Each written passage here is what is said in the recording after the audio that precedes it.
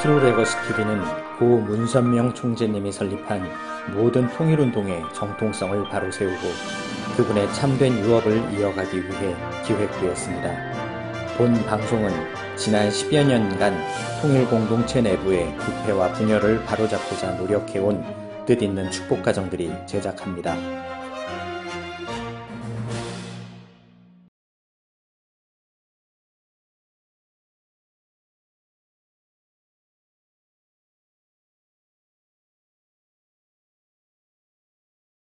지금 어머님께서 가시고 있는 그 행보가 너무 좀 걱정스럽고 파선 직전이라고까지 말씀을 하셨는데, 가장 최근에는 사실은 이름도 바뀌었지요. 그 가정연합이라는 이름을 버리고 하늘 부모님 교단, 가장 최근에 이제 하늘 부모님 성회로까지 이렇게 바꾸고, 그 내용도 이제 서신에서 언급을 하셨습니다만, 거기에 대해서 어떻게 보시는지, 서신에 쓰신 것도 읽었지만 좀 더 자세히 좀 원리적인 입장에서 설명을 해주시면 좋을 것 같아요. 대단히 중요합니다. 어머님 말씀 그대로라면은 통일교회도 아니고 가정연합도 아니고 하늘 부모님 교단이라고 선언적으로 말씀을 하시는 음성을 내가 들었습니다. 참 그렇게 반섭리, 비원리의 표현이 없다고 봅니다. 하나님은 아버님의 가르침에 의해서 우리가 다 알아왔듯이 초월자, 구원자로서 계시는 것이 아니라 우리 인간을 자녀로 두신 아버지십니다. 특히나 아버님이 규명하신 원리와 통일 사상에 의하면 하나님은 본 성상과 본 형상의 이성성상, 본 남성과 본 여성의 이성성상의 중화적 주체시다. 이렇게 정의를 내리셨습니다. 그런데 어머님 쪽에서는 그 중화적 주체인 그 결론도 아니고 그 본성인 본 성상, 본 형상도 아니고 본 남성과 본 여성에 집중을 해서 거기에 은근히 직간접적으로 하나님 아버지 말고 하나님의 어머님을 강조하는 그런 내용들이 연결이 되어 있습니다. 원리 강론에 보면은 하나님의 위상은 본 성상과 본 남성으로 남성적 주체로 계시다. 그렇게 표현이 되어 있습니다. 하나님 아버지라는 말입니다. 그리고 역사적으로 섭리적으로 다른 종단에서도 하나님을 아버지라고 불러왔고 아버님도 그렇게 가르쳤습니다. 근데 굳이 하나님 어머님 쪽을 강조하시는 그런 어머님의 설명과 방향은 나는 안타깝지만은 좀 불행하게도 극단적인 페미니즘 영향하에 있는 그 신학에 물이 들어서 그렇게 표현하는 거 아니냐 싶은데, 여러 가지 페미니즘도 종류가 많고 주장도 다르지만은 크게 두 가지 중요한 공통점을 그들은 가지고 있습니다.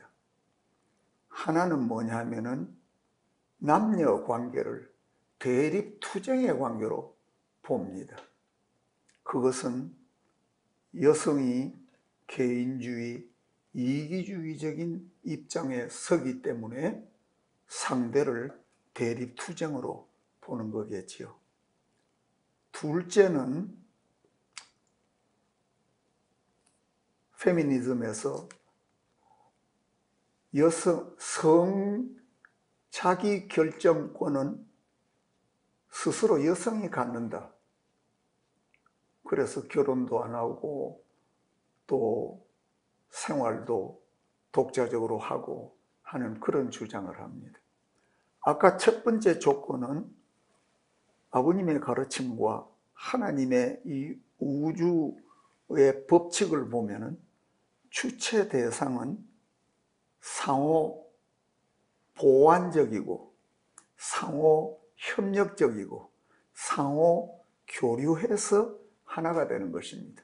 단적으로 말해서 남자 여자가 어떻게 똑같겠습니까? 다릅니다.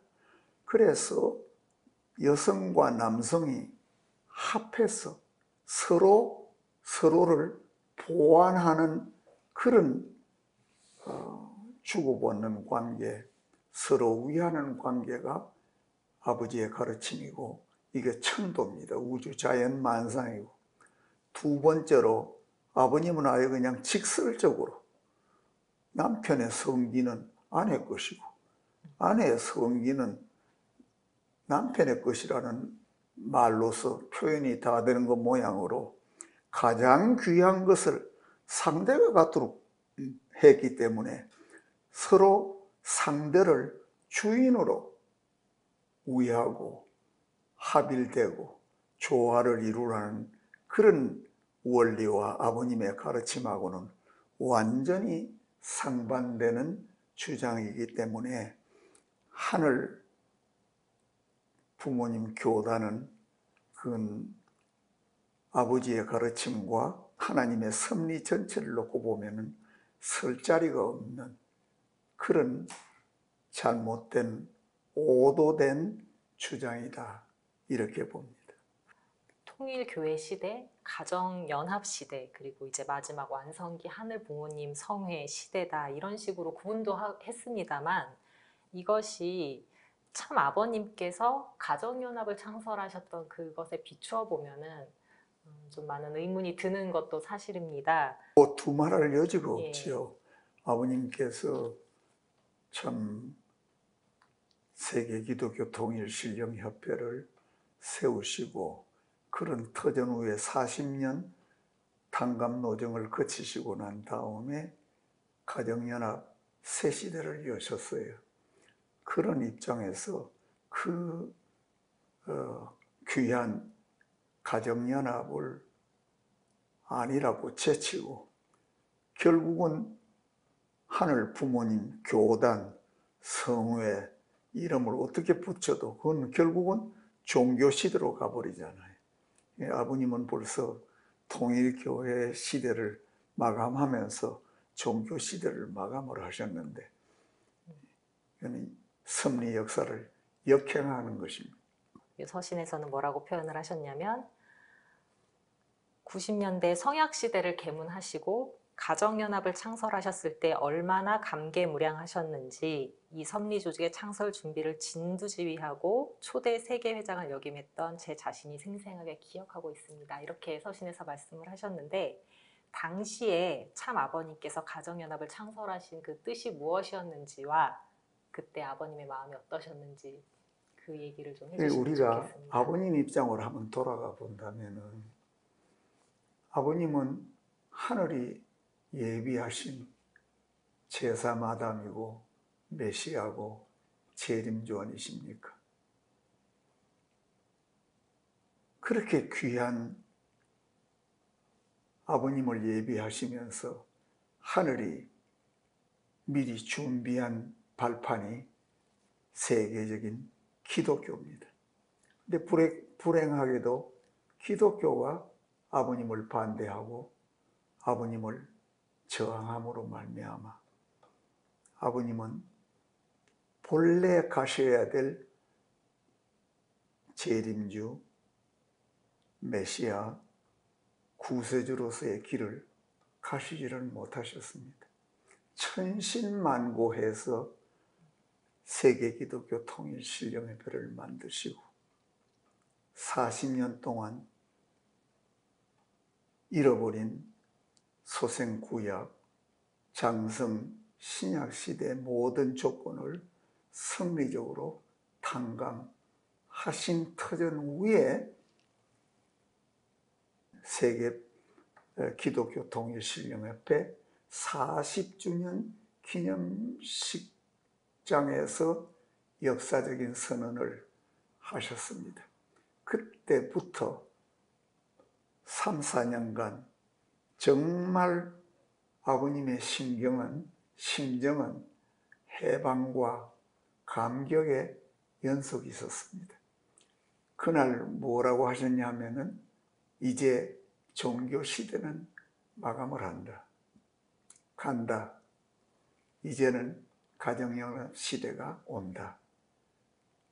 너희들이 여태까지 암송하던 나의 맹세는 오늘부터 내가 주는 이 가정맹세를 암송하면서 가정연합 시대로 들어간다.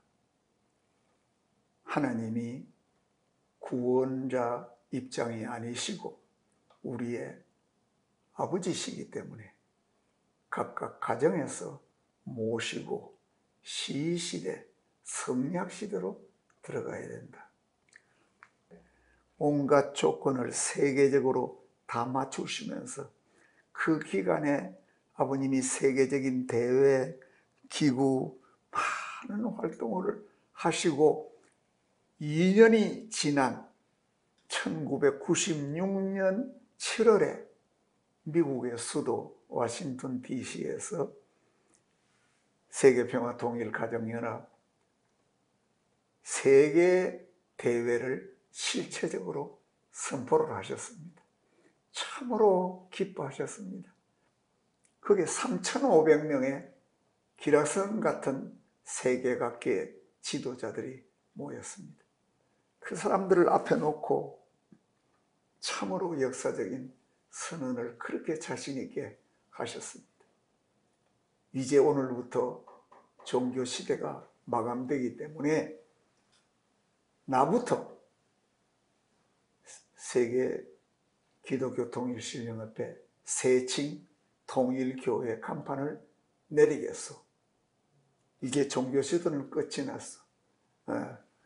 그래서 이제는 우리가 하나님을 아버지로 우리 각 가정에서 모시고 생활하는 그런 가정연합 시대가 출발하고, 그날 포드 미국의 대통령, 히스 영국의 전 수상 비롯해가지고 모든 종교의 최고 지도자 다 왔고, 그 다음에 학계, 언론계, 더구나 UN 대사, 미국에 있는 외국 대사, 참으로 놀라운 대회에서 그렇게 아버님이 기쁘시게 선포를 하셨습니다. 그 가정연합을 우리가 보통 그저 섭리 가운데 있는 하나의 기구라고 생각해서는 안 되는 것입니다. 이거는 아담 타락 직전까지의 타락함으로 말미암아 잊어버렸던 소생 구약시대, 장성 성약시대를 넘어서서 역사적인 섭리의 대전환을 이끌어 가야 될 중심 기구고, 완성 성약 시대의 중심 기구를 출발하시는 것이기 때문에 그렇게 감격하셨습니다. 그것이 우리 모든 지도자들과 축복가정들이 그걸 절대로 잊으면 안 되는 중요한 섭리의 아주 전기요 아버님의 위협입니다.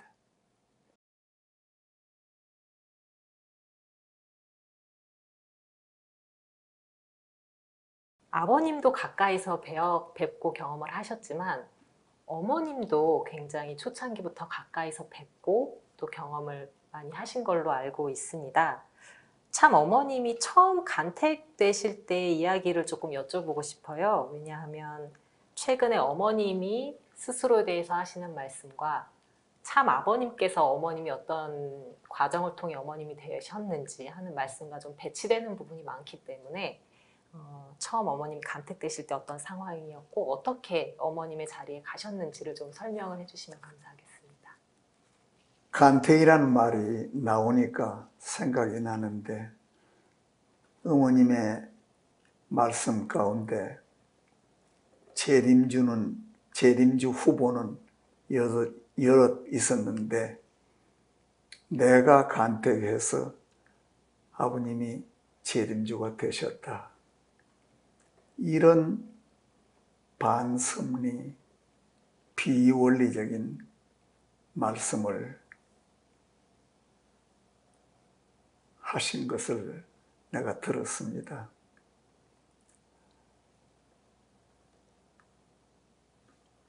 (1960년) 성원식을 지켜본 사람들, 그 식전에 참석했던 사람들 입장에서는 어머님이 아버님을 간택했다는 이야기를 들으면 아마 웃을 수밖에, 너무 기맥혀서 웃을 수밖에 없다고 생각이 됩니다. 고등학교 2학년이셨던 어머님이 어떻게 재림주를 간택해서 성원식을 거행할 수 있다는 말입니까?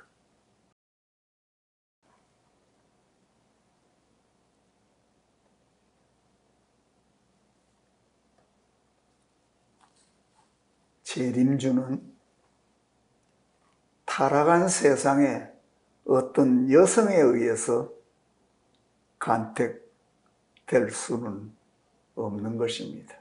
그는 어느 도단입니다. 1960년 어머님이 간택되실 때 아버님 앞에 신부 후보는 여러 명 되었습니다.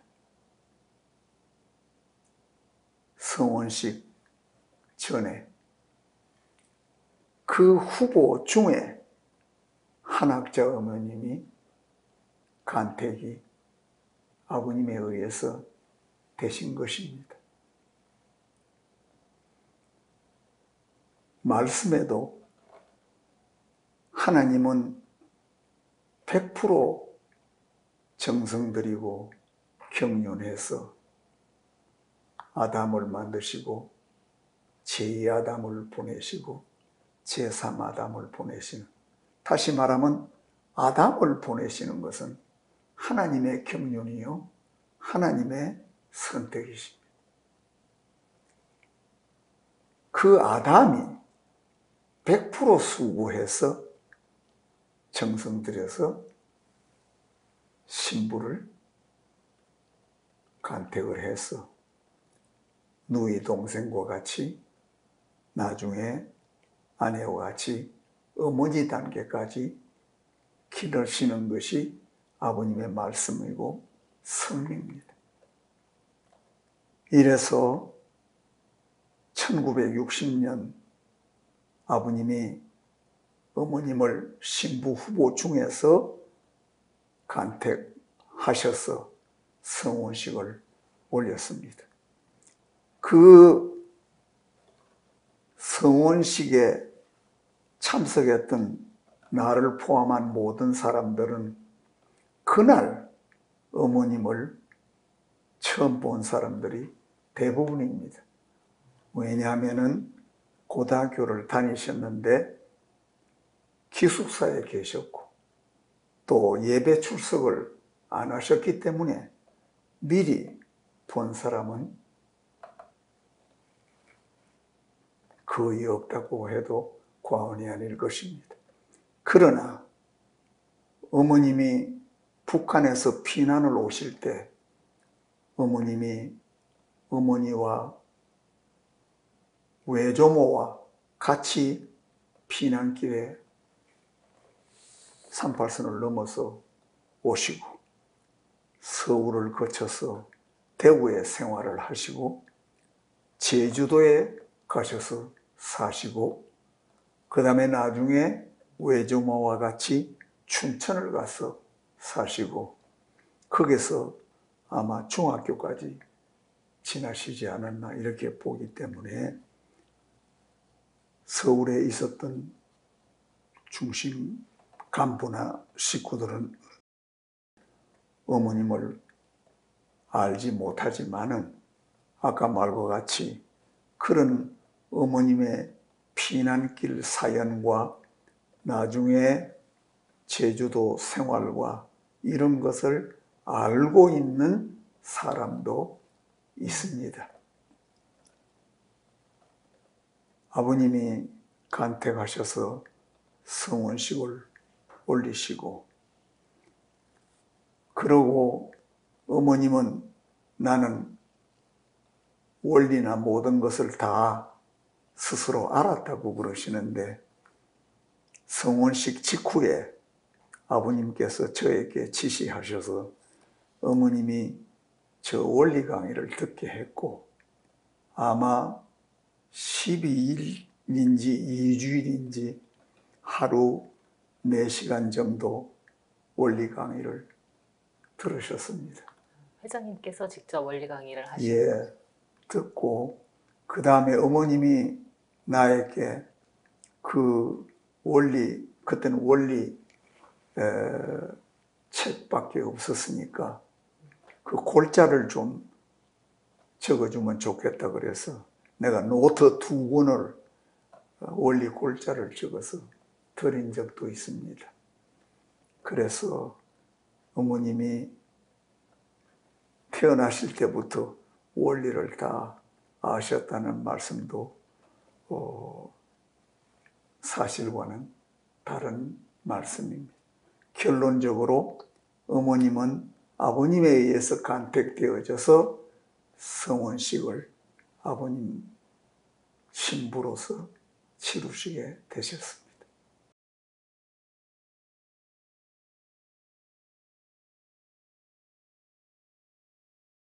참 어머님에 대한 질문을 좀 한 가지 더 드리겠습니다. 최근에 그 어머님 자서전이 나온 것은 알고 계시지요? 어머님이 아버님께서 내가 제2의 교주다, 내가 아버님으로부터 그런 제2교주라는 고명을 받았다 이런 말씀을 하시기도 했고 그런 표현을 이제 자서전에도 표현을 하셨다고 합니다. 혹시 이것을 어떻게 이해하는 게 좋을까요? 그거는 아니죠. 내용이겠죠. 언제나 아버님의 말씀을 그때 상황과 그때의 섭리적인 진전에 따라서 해석을 못하면 그건 안 됩니다. 어머님이 아버님을 재림주로 간택할 정도로 태어날 때부터 6천년 만에 처음 태어난 원죄 없으신 분이라고까지 지금 높여놓으셨는데 아버님으로부터 제2교주 고명을 받았다는 것이 그게 알고 보면 그 서로 모순되는 거 아닙니까? 그렇죠. 그렇지만은 자서전에서 그런 말까지 하면서 어머님이 권위라 그럴까 위상을 높이려고 한 그런 모습이 아니었느냐 이는 모순적인 내용. 요즘 와서는 뭐 그건 일고의 가치도 없는 역사적인 사실입니다. 내가 들었으니까 또 그때 상황을 누구보다 내가 지켜봤으니까. 아버님이 미국에서 말씀하시는 것을 내가 직접 들었습니다. 그런데 그때 아버님의 연세가 80년대니까 60세십니다. 상식적으로 생각을 해보면 60세 되신 아버님이 후계자 혹은 또 2대 교주를 말씀하실 이가 있겠습니까? 그 당시에 미국에서 아버님의 상황이 비상 상황이었습니다. 상식으로 간단히 이해될 수 없는 아주 긴박한 비상 상태에서 미국 주류 사회 지도층들이 아버님을 감옥에 보내려고 이루 말할 수 없는 일을 저질렀습니다. 억지로 탈세 누명을 씌워서 감옥을 보내려고 했고, 검사들이 그 교묘한 방법으로 아버님을 나쁜 사람으로 선전을 하고 해가지고 거기서 배심원들이 82년에 유죄라고 결론을 내렸습니다. 유죄라고 배심 판결이 나면은 법원에서는 재판을 해야 되고 죄를 줘야 됩니다. 그것이 아버님이 감옥에 가신 억울한 사연입니다. 미국 사회는 여러 참 이상한 조직들이 있는데, 예를 들면은 마피아 같은 조직들은 감옥에서도 살인을 일으키고 끔찍한 죄를 저지릅니다. 그런데 아무런 힘도 없는 입장에서 핍박, 온 국민이 일어서서 반대하고 내 아들, 딸 내놓으라고 그러는 판인데, 아버님이 그런 위험에 직면해서 감옥 가실 입장이 되셨어요. 덴버에서 나오시고 난 다음에도 아버님은 그런 세계적인 위험한 정황 가운데서도 생명을 내걸고 당신이 이루셔야 될 승리적인 목표를 향해서 모험적인 길을 선포하시고 추진하셨습니다. 그것이 대표적인 것이 1990년 모스크바 대회예요. 그 이듬해 1991년 북한에 방문을 하셔서 김일성 주석과의 회담입니다. 언제 무슨 위험이 아버님 앞에 닥칠지 모르는 것을 아버님은 감수하시면서 그 길을 가셨던 것입니다. 내적으로 아버님은 얼마나 조마조마하시고 만일의 사태를 걱정하셨겠습니까? 1980년대 중반부터 형제님이 재물적으로 그렇게 생활을 하시게 되지 않았습니까? 참 자녀님에게 그런 문제가 생겼다는 것은 그 다음 단계는 참 부모님 아니십니까? 그렇지만은 아버님은 굴복하지 않으셨습니다. 그런 그 입장이기 때문에 우선 세상 앞에 또 종교적인 그런 의식에 젖어 있는 사람들 앞에 이대 교주라는 어중간한 포지션으로서 극단적인 사태를 대비하시는 아버님이셨다, 이렇게 봅니다. 아버님께서 내가 이 땅에 교단을 만들고 교파를 만들고 종단을 만들기 위해서 온 사람이 아니라는 것을 여러 차례 천명을 하셨고, 이대 교주라는 말은 일반적으로 종단에서 또 특히 신흥종교에서 심지어는 컬트까지 포함을 해서 거기에 창시자나 선계자를 말을 하는 경우가 대부분이고, 그러기 때문에 그 수로 자체에 대한 우리 일반의 부정적인 그런 그 이미지가 많습니다. 굳이 이런 말씀을 아버님께서 왜 하셨을까? 우리가 그 배후에 정황과 시대적인 상황이 있었다는 것을 기억하지 않으면 안 됩니다. 제2대 교주라는 말도 결국은 하나님 섭리를 진행하시는 중심 인물의 성계의 문제와 관계가 되는 것인데, 섭리의 중심 핵 중에서도 핵인 아담, 제2아담, 제3아담, 이런 모든 중심 중에 중심 인물의 종적인 성계, 계대를 이어가는 문제는 전부 다 하나님의 참 사랑, 참 생명, 참 혈통과 인연되어져서 설명이 되지, 그것 이외에는 연관이 안 됩니다. 사위기대라든지 3대 왕권이라든지 황족권이라든지, 나아가서 자녀권, 부모권, 왕권 등은 전부 다 이 중심 핵 중에 핵과 연관되는 것이 가장 중심이 됩니다. 이런 점에서 비추어 본다면은 제2대 교주라든지 이런 말들은 세상적인 수로이고 기본 하나님의 창조 이상과 맞닿아 있는 수로는 아닙니다. 2000년 11월에 역사적인 부자 협조 시대를 선포를 하시고 부자 협조 시대의 출발을 선언을 하셨습니다.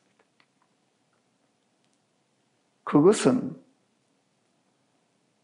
하나님과 아버님을 참 아버님을 중심 삼고 생각할 때는 아버님의 그 사명이 이제는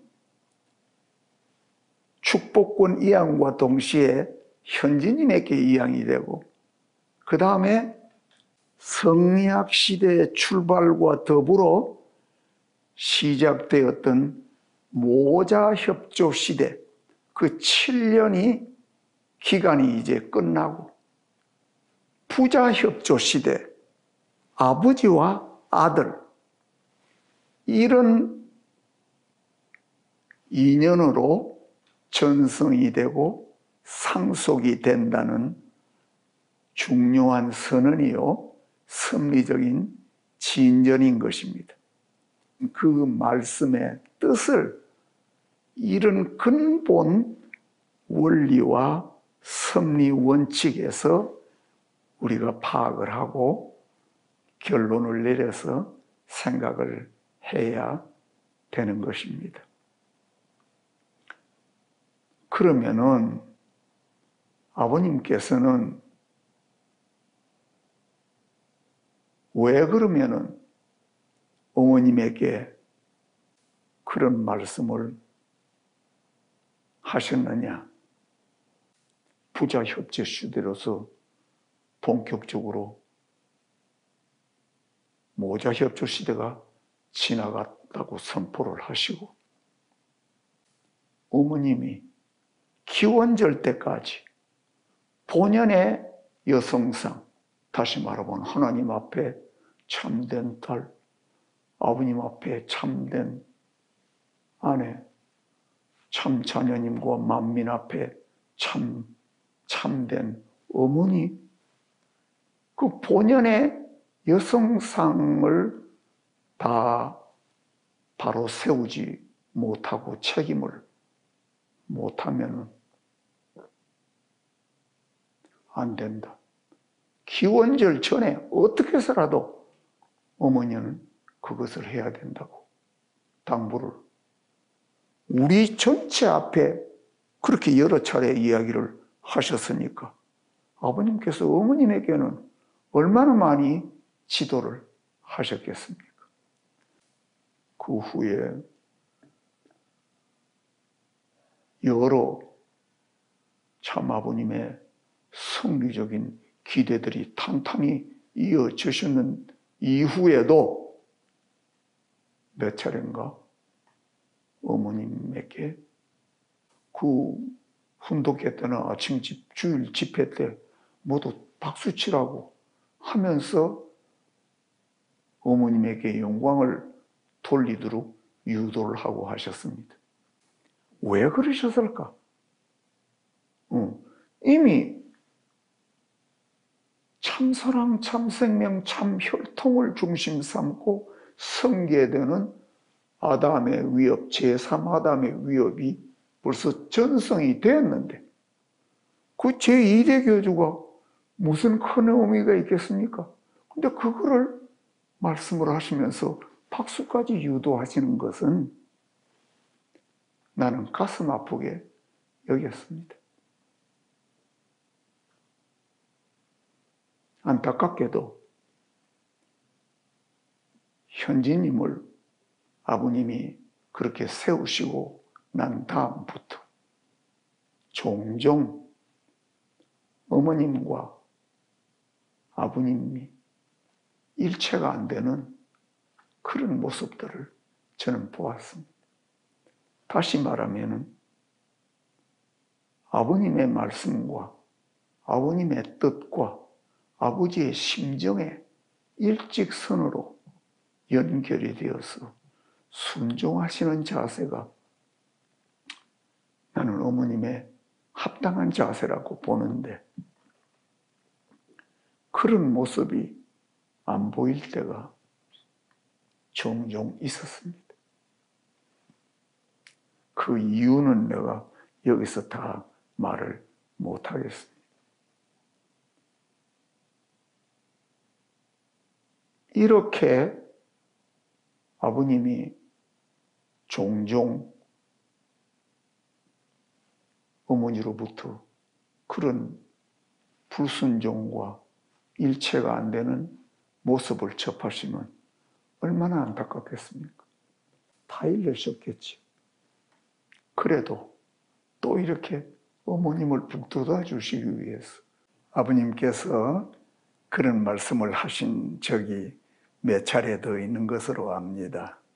뜻있는 축복 가정들이나 연조가 좀 깊은 선배 가정들은 아버님의 전체적인 그 환경 가운데서 왜 이런 말씀을 하셨을까 하는 것까지도 생각하는 그런 좀 지혜로운 해석을 하고 어머님의 말씀도 그런 점에서 전체적인 섭리 원칙 또 하나님의 본연의 창조 이상 원리적인 섭리적인 기준을 딱 세워놓고 거기서 판단을 하고 결론을 짓고 해야 되지 다르게 적당히 해서는 안 된다고 내가 자문을 하고 싶습니다.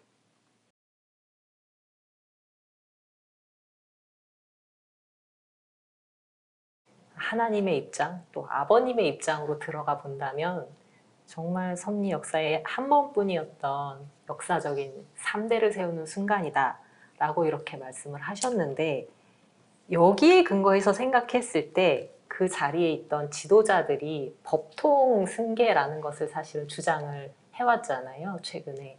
여기에 대해서는 어떻게 생각하시나요? 하나님의 창조 이상의 실현이라는 원칙을 놓고 본다면 법통이라는 말은 있을 수가 없어요. 존재의 여지가 없습니다.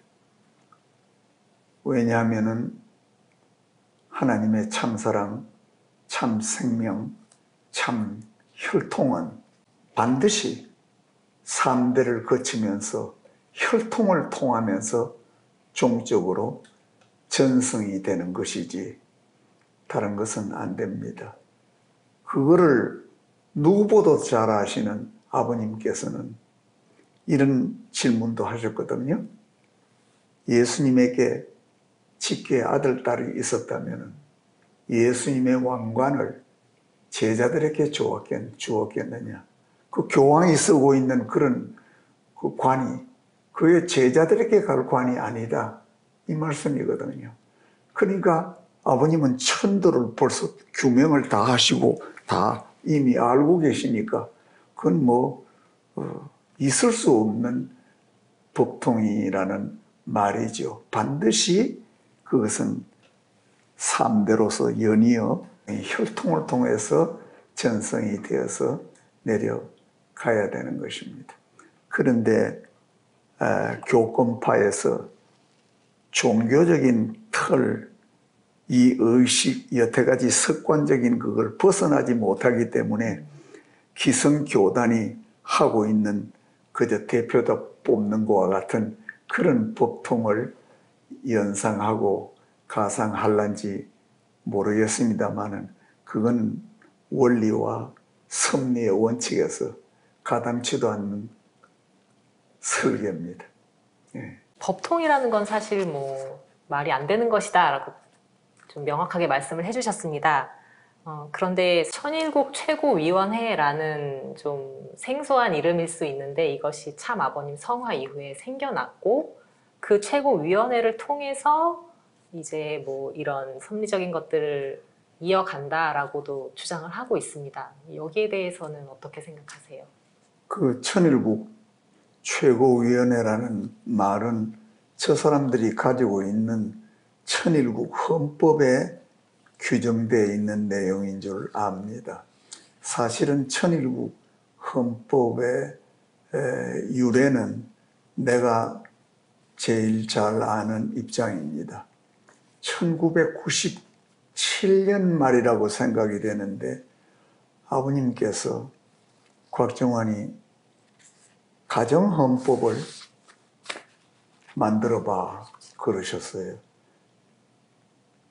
가정헌법이라 그러셨습니다. 그러시면서 각 가정에서 종종 축복의 문제가 터지는데 그 축복의 문제는 앞으로 가정헌법에 의해서 그 가정 자체 내에서 정리하고 해결해야 된다. 그래서 우리가 가정헌법이 필요하다 그러셔서 몇 사람을 이제 구성해서 준비위원회라면 준비위원회고 그러는데 이 가정헌법을 기한을 했어요. 그랬는데 그 후에 별명이 안 계셔서 그대로 지났는데 아마 2005년인 겁니다.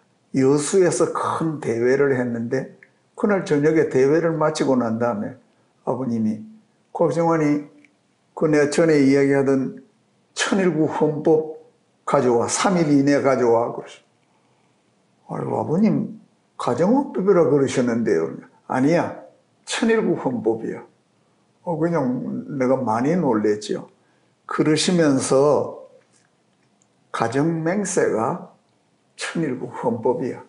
가정맹세 중심으로 천일국 헌법을 초안을 잡아 그러셨어요. 그래서 이제 가정맹세가 들어가야 되니까 말씀 연구회 편찬위원회 사람이라든지 선배가정 몇 사람까지 넣고 교수들 넣고 이래서 준비위원회를 만들어서 초안을 작성을 했어요. 그러면서 그 아버님의 말씀을 인용한 법조문이라는 것을 보고 드리기 위해서 말씀의 법원, 법의 근원이 되는 그 말씀까지 인용을 한 준비를 해가지고 있는데 2008년 12월 바로 아마 초가 될 겁니다. 그때 곽정환이 천일국 헌법 이제 다 됐을 거 아니야. 가져와. 그러시면서 천일국 헌법에는 죄나 타락이나 복귀라는 말이 들어가면 안 돼. 아니, 세상에 이런 날벼락이 없다 싶음. 그 가정명세 중심 삼고 헌법 초안을 만들었지만 그게 죄도 복귀라는 말도 있고 다 있는데, 그래서 다시금 급하게 수정을 하고 준비를 해서 나름대로, 나도 이제 법을 공부한 사람이니까 그런 점에서 더 주력을 해서 천일국의 체제, 그 다음에 천일국 안에 세상법하고는 다르지만은 그게 천일국 안에 있어야 될 법의 체계는 이뤄야 되겠다 하는 것을 생각하면서 초안을 만들어서 2008년 12월, 내가 똑똑하게 기억을 하는데 12월 30일에 바쳐드렸습니다. 그랬더니만 그 후에 아버님이 그 초안을 가지시고 연필로, 또 어떨 때는 볼펜으로 교정도 하시고 참고하시고 보고 있는 아버님을 두서너 차례 내가 본 적도 있습니다. 그러고 난 다음에 2009년이 되었는데 정월이지 않나 싶은데, 내가 이제 천일국 헌법 초안을 완성해서 공식 석상에서 그러시면서 이 헌법은 기원절 때 내가 발표할 거예요. 그래서 내가 그렇구나, 기원절부터 본격적인 천일국이 시작이 되니까 이제 그때 헌법을 발표하시는구나, 그렇게 생각을 했는데, 알다시피 기원절 전에 12년에 아버님이 성화를 하셨는데, 듣자니까 13년에 김효율이 중심 삼고 헌법위원회를 만들어서 헌법을 만든다는 말을 들었고, 성화 1주기 기념식에서 어머니에게 그걸 바쳐들었다는 이야기를 내가 들었습니다. 근데 내가 누구보다도 관심이 있으니까 그 헌법 내용을 보니까 본래 아버님에게 드렸던 헌법 초안하고는 전혀 다른 내용이었습니다.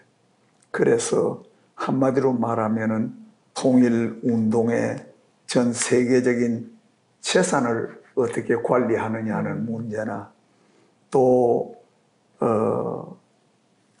식구들을 체계적으로 어떻게 관리하느냐 하는 그런 입장 가운데서, 아버님은 이미 성화하셨지만은 이들은 어머님 성화 이후까지를 생각을 하면서 자기들이 천일국의 최고의 결정 의결권을 바로 이 위원회에다가 준다는 것으로 규정을 했어요. 내가 그걸 보면서 느낀 첫 느낌이, 이 사람들이 이래가지고 이제 참부모 안 계시면은 참가정까지 다 제거하고 자기들이 이거를 중심 삼고 법통으로 이어갈 가능성도 있겠구나 생각을 했는데, 간간히 그런 말이 제 쪽에서 들려오는 것을 보면은 내 짐작이 맞다 싶은데, 어림도 없는 내용입니다. 하나님의 섭리와 원리로 봐서, 아버님의 말씀으로 봐서 이거는 말이 안 되는 이야기입니다. 시장님께서 방금 하신 말씀을 좀 생각해 보면, 천일국 헌법이라는 것도 결국은 참 아버님께서 하나님을 중심으로 한 이상 가정들이 올바르게 살아가는 데 도움이 될 수 있는 사실 그런 방편으로 직접 이렇게 만들어주신 거라고 할 수 있을 텐데, 지금 천일국 최고위원회 또 거기에 의해서 발표된 천일국 헌법, 이것은 교회를 어떻게 유지해 나가고 그걸 어떻게 컨트롤 할 것인가, 사실 이렇게 좀 완전히 바뀌었다라고 이해할 수도 있겠네요.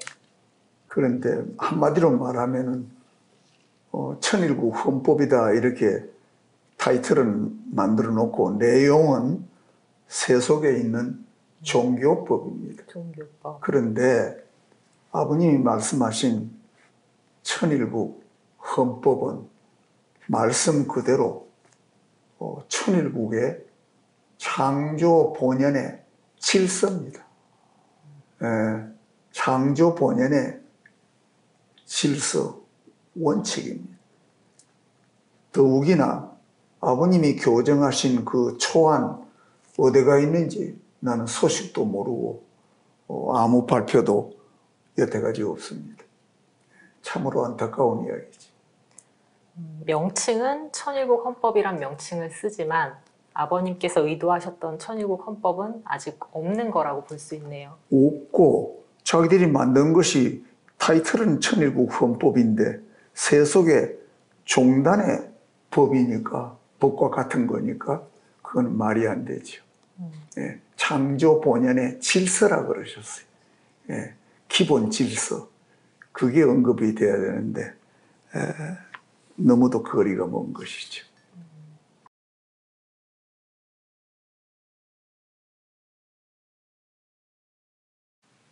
그동안 수많은 이런 일들이 있었습니다. 그런데 그 중에서도 2009년이죠. 속초에서 영계 메시지라는 것이 발표되었던 그 사건이 많은 식구들에게 영향을 주고 있고 또 지금도 회자가 되고 있습니다. 그 핵심 내용 중에 하나가 현지님이 참 아버님의 명령을 거역했다. 그 속초에서 1년 동안 쉬고 다 놓으라고 말씀을 하셨는데 듣지 않고 불순종했다. 이 말을 사실 앵무새처럼 되풀이하는 식구들이 굉장히 많습니다. 이 속초에서 영계 메시지라는 게 발표됐던 그 당시에 회장님도 그 자리에 계셨다고 알고 있습니다. 그 당시의 정황을 좀 자세하게 설명을 해주시면 좋겠습니다. 내가 잊어버릴까 싶어서 먼저 이야기를 하고 싶은데 하늘 밑에 아버님 말고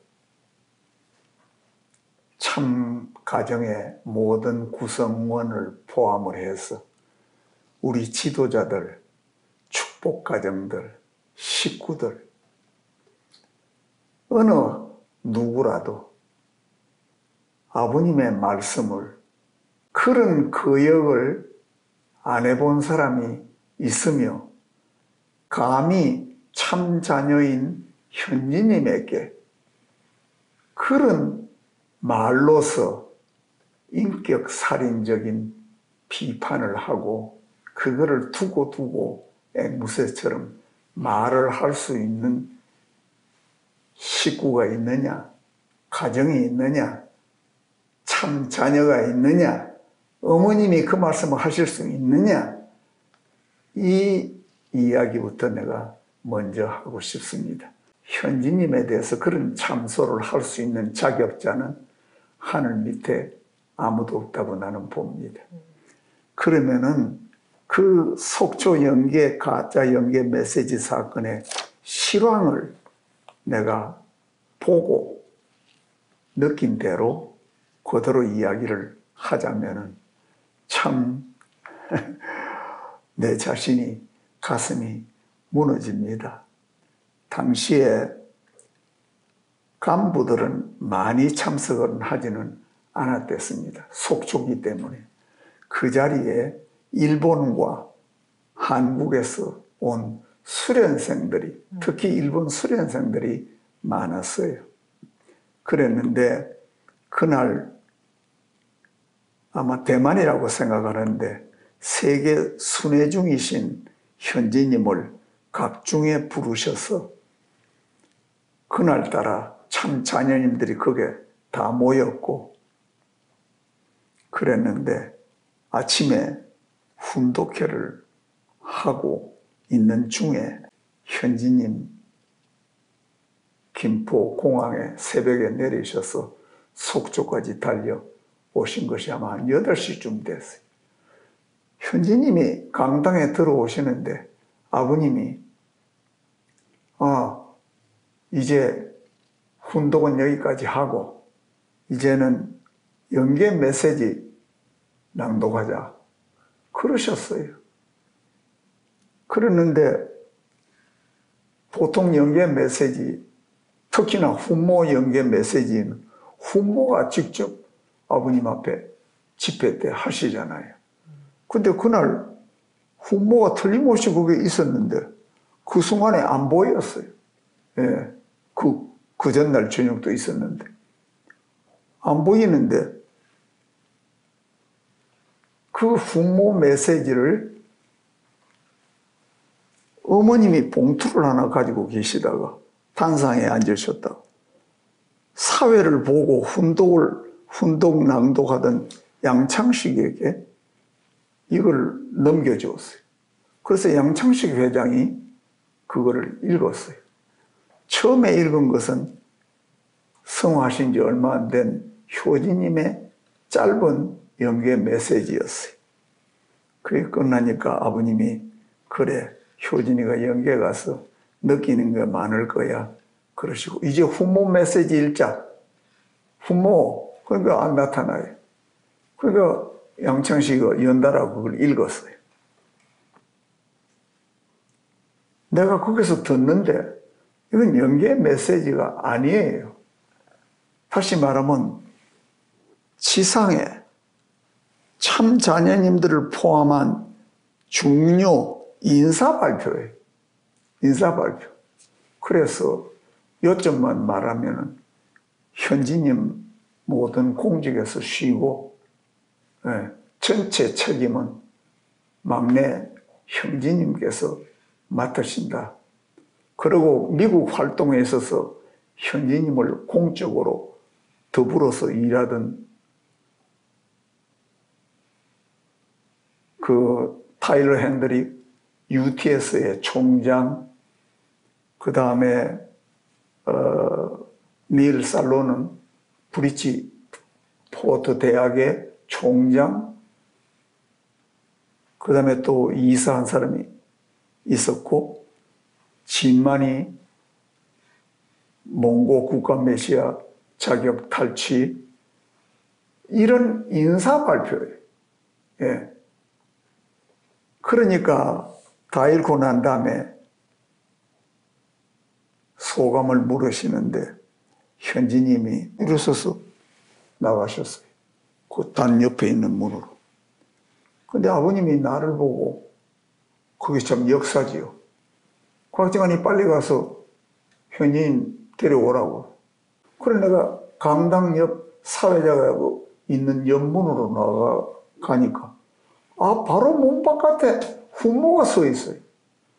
그래서 내가 이게 뭐 연계 메시지 이런 거 있느냐 내가 묻고 싶은데 현지님이 지금 자동차를 타고 떠나시려고 그러니까 그거부터 먼저 가서 문을 열고 현지님 아버님이 들어오라 하십니다. 그러니까 과 목사도 보지 않았느냐.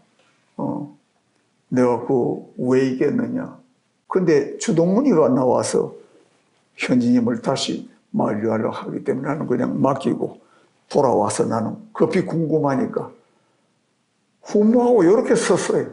훈모가 그때 자기 스텝 2사람인가 3사람인가 있었는데 서가지고 내가 눈을 빤히 보면서 이건 뭐 하자는 겁니까? 무슨 메시지가 이런 거 있습니까? 하고 물으니까 훈모가 이렇게 손을 잡고 어쩔 줄 모르는 입장을 절절 매는 눈치를 보이다가 회장님, 저는 관여한 일이 없습니다. 저는 모르는 일입니다. 내가 그 순간 가슴이 철렁했어요. 예, 아버님이 그토록 연계를 귀하게 여기고 훈모가 모르는 연계 메시지가 훈모 연계 메시지로 둔갑을 해서 그거를 아버지가 그걸 밑으로 만든 사람은 아무리 생각해도 한 분밖에 없어요. 예. 그러니까 내 가슴이 그냥 공백이 되는 거예요. 이제 우리 운동은 끝장이로구나. 이렇게 살아계신 아버님을 속이는 일, 그것도 보통 일이 아닌 연계 메시지를, 가짜 연계 메시지를 만들어서 그냥 정신이 아찔해서 들어가기는 들어갔지만은 그렇게 그날을 내가 보냈어. 내가 직접으로 당사자인 훈모에게 물어서 훈모 스스로 회장님, 저는 그게 관여한 사실이 없습니다. 예, 저는 모르는 일입니다. 그랬으니까 명명백백하게 하나님을 두고서도 이는 가짜 참으로 귀한 하늘의 아드님을 죄인을 만들고 그 공직을 자르는 그런 천인공노할 일이 벌어지니까 그는 말이 안 되잖아요. 그런 내막이 지금 훈모가 살아있고 그 일을 작당한 양창식, 김효율 어머님은 너무나도 잘 알 거 아닙니까? 예. 그래서 그 기한을 나중에 알았지만은 양창식이 하고 그 다음에 어머님과 김효율이 교정을 해서 그게 그날 어머님이 가져온 봉투 속에 연계 메시지로 그 벌써 그날 나오기 전에 아버님 앞에 이게 훈모 연계 메시지라고 아버님을 속였는데 누가 속일 수 있고 그 일을 누가 감히 할 수 있겠습니까? 그건 벌써 어머님이 거기에 게재하시는 기맥힌 있을 수 없는 일이 벌어졌는데 그거를 기화로 해서 그 메시지 때문에 1년을 쉬라 그랬다는 아버님의 말씀을 거역했다고 세계적으로 선전을 하고 있다는 사실은 그거는 신앙심을 떠나서 일반적인 양심을 놓고서도 있을 수 없는 일 아닙니까?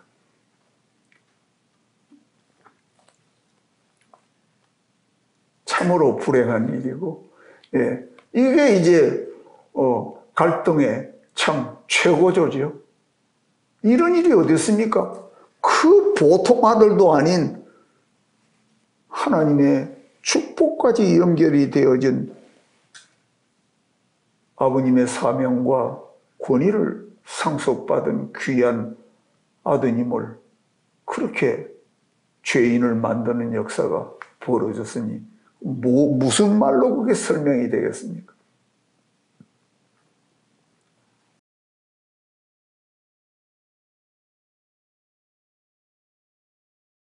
(2000년대) 초반에 한참 현지님께서 사명을 맡으시면서 너무나 그 희망 그 자체셨던 것 같아요. 그랬는데 사실은 그 배후에 그런 어려움이 있을 거라고는 정말 당연히 생각도 못했습니다만 회장님께서 보시기에 언제부터 이런 천주사적 갈등이라는 것이 조짐이 느껴지셨는지 좀 여쭤보고 싶습니다.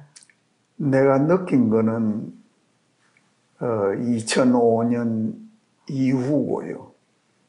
지나놓고 보니까 이 천주사적인 갈등은 2000년대 초에 벌써 잉태가 되었어요. 그 원인은 아버지와 참 아버님과 하나 되지 못한 어머님이 아버님과 하나가 왜 못 되셨을까? 내가 어머님도 경험하고 아버님도 경험하고 참가정 가까이서 느끼는 것은 아버님이 현지님을 임명하시고부터 특별히 모자 협조 시대는 이제 지나갔다. 이제는 부자 협조 시대다. 그래서 아버지와 아들이 중심이 되어서 섭리를 이끌고 가는 시대다. 어머니도 나중에 아들을 따라가야 돼요. 네. 어머니는 이제 부자 협조 시대이기 때문에 잘못하면 바꿀 수도 있어. 이런 말씀을 한 번이 아닙니다. 몇 년에 걸쳐서 그 가정연합 출발하시고 현지님이 세우시고 난 다음에 수년에 걸쳐서 아버님이 이런 말씀을 미국, 한국, 사방에서 하셨어요. 그거를 듣고 계셨던 어머님이 모든 것이 아버님과 심정적으로 일체가 되었으면 그거 하등에 문제될 거 없지 않겠습니까? 그 아드님을 대한 어머니의 사랑이 있는데 그 아들이 잘 되고 아들이 후계자가 되고 하면 어머님은 더 기쁘실 텐데 그런 마음이 아버지와 하나가 안 됐기 때문에 덜하지 않았느냐. 좀 더 또 이런 말을 내가 단정하기는 안 됐지만은 어머님 내심으로는 아버님하고 내 나이 차이가 23년이나 되는데 아버님이 성화하시고 난 다음에 내가 살아야 될 연조도 긴데 그런데 바로 아들에게 이렇게 다 가나. 아버님하고 하나가 됐으면 그런 생각은 나는 여지가 없다고 봅니다.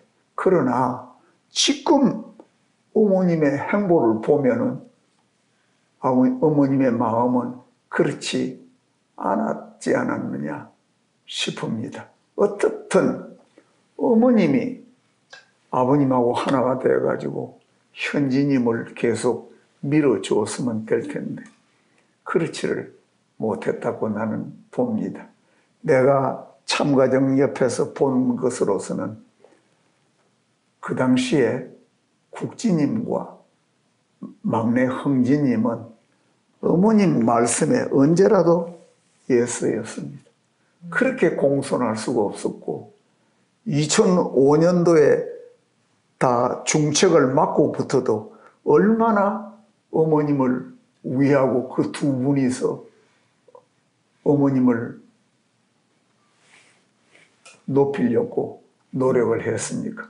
그러니까 어머님 보시는 점에서는 현지님은 만만치를 않았습니다. 평소에도 꾸밈없는 말씀을 그렇게 하시는 입장이었으니까 그런 것들이 다 모두 쌓이지 않았겠느냐 이렇게 보고 그래서 그 지나놓고 보면은 당시에는 내가 확실히 못 느꼈지만은 2000년대 초반부터 이 천주사적인 갈등이 싹이 트고 내가 어머님을 이렇게 거론하는 것은 요즘 어머님의 행보를 봐서 더 내가 확실히 이런 말씀을 내가 드리는 것입니다. 둘째는 그때부터도 기회주의적인 교권파 지도자들은 어머님 눈치를 보기 시작한 것은 내가 보고 경험을 했습니다. 예. 그리고 이제 어머님의 말씀이 점점 세워지시고, 나중에 이제 2005년 이후에는 점점 천정궁에서 어머님의 언권이 전과 달라져 있었어요.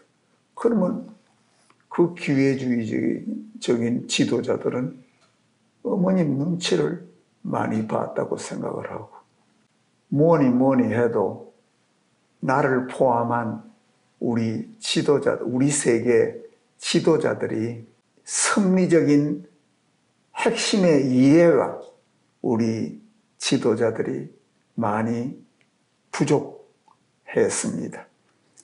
아버님의 섭리 진전과 그 가정연합과 현지님을 세우신 그 연이어진 아버님의 말씀을 등한히 했다고 봅니다.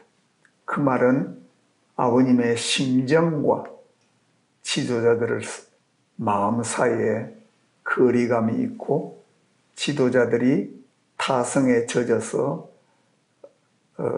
아버님의 섭리의 그 진전의 본질에 대해서 깊이 생각할 줄 모르고 거기에 적응할 줄 몰랐기 때문에 그러지 않았느냐 이렇게 보는데 그 책임자들이 만일에 모든 지도자들이 그 가정연합이라는 그 기구가 지향하는 목적이 뭐냐 하는데 초점을 맞추었더라면 절대로 이런 분란은 안 생긴다고 봅니다. 왜냐하면 세계평화 통일 가정연합에 아버님의 그 기대해야 될 일을 나는 세 가지로 보거든요. 첫째는 세계평화통일 가정연합의 시원이 되고 기초가 되는 하나님 중심 삼은 참 부모와 참 가정을 이 가정연합이 보위해야 됩니다. 안전하게 보위해야 됩니다. 그 참가정을 보위해야 한다는 것은 그저 관념적으로 참가정을 위한다 그게 아니라 참가정이 하나님을 중심 삼은 3대권 사위기대 특별히 참 부모님의 사명과 책임과 그 역사적인 참 아버님의 하셔야 될 구세주적인 미션의 1대와 2대와 3대로서 참 가정에 무난하게 전승이 되어서 내려가야 되기 때문에 그런 점에 지도자들이 관심을 모았다면은 참가정에 불행한 일도 일어날 이유도 없고, 그 다음에 둘째는 여태까지의 그 긴 종교권 시대, 종교 시대, 종교 섭리 시대에 그 쌓이고 쌓였던 타성과 습관에서 벗어나서 하나님을 절대적으로 믿고 초월적인 구주로 구원자로 믿고 가는 그 시대의 탈을 벗고 이제는 각자가 하나님을 가정에서 모시고 성약 시의 시대를 출발을 하는 그런 모든 내용들을 가정은 말할 것도 없고 일반 식구와 세상 사람들에게 교육을 해야 되고, 셋째는 하나님의 이상이 모든 인류가 하나님의 아들, 딸이 되어서 세계 인류가 한 가정의 가족이 되고 한 가정으로서 묶어져야 돼.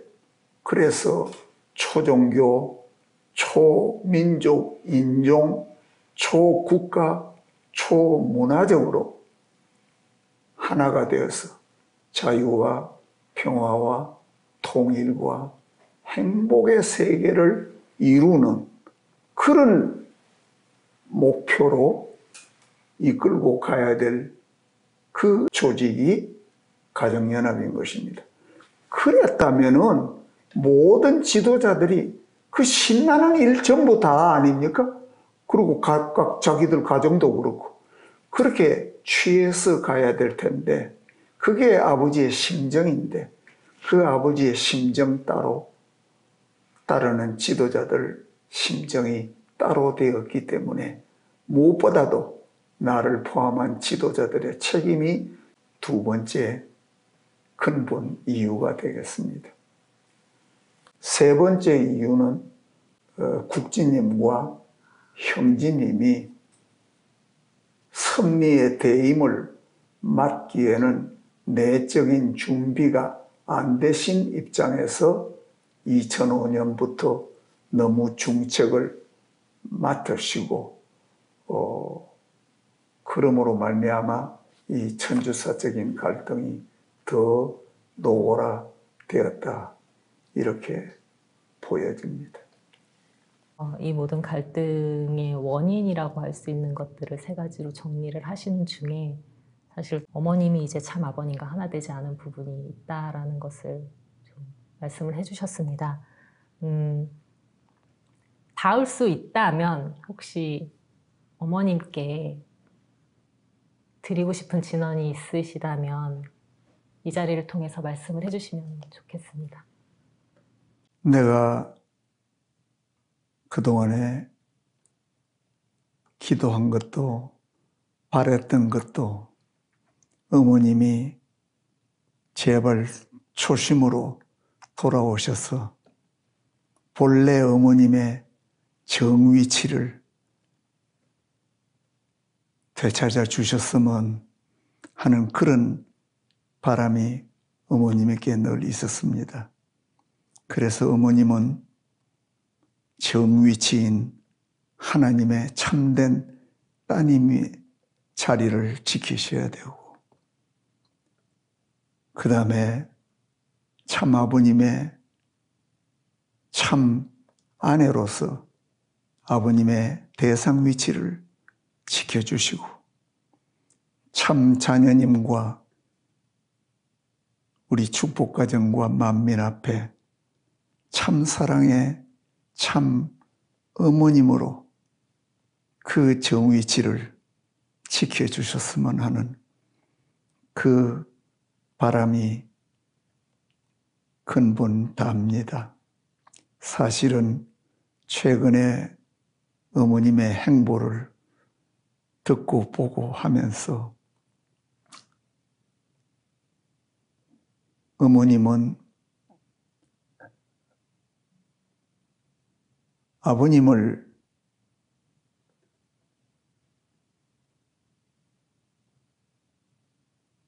흠집내고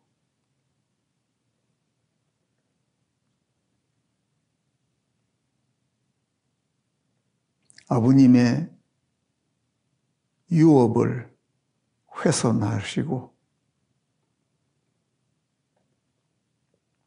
아버님을 제치고 더 위에 올라가실 수 있는 어머님의 자리는 없으십니다. 그래서 어떻게 해서라도 정위치로 돌아와 주시기를 바랍니다. 방금 말씀해 주신 게 사실은 모든 축복 가정들이 똑같이 가지고 있는 그런 마음일 것 같다는 생각이 많이 듭니다. 그럴 거예요.